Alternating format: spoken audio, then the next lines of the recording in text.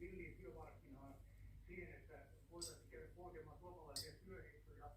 Se ei ole missään tapauksessa suomalaisen työntekijän eikä Suomen etu, että tälleen toimittaisiin. Työministeri Satonen ei näe suurta tarvetta luopua tarveharkinnasta nykyisessä työllisyystilanteessa, ei vaikka kokoomuksen pitkäaikainen tavoite on luopua saatavuusharkinnasta.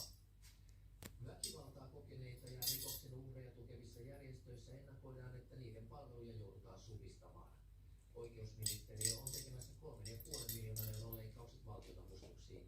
Esimerkiksi rikoksen uhrien tukipalvelun rikosuhripäivystyksen avustuksia leikataan noin 1/5. Tuuli Kukka, Degre. Naisten linja.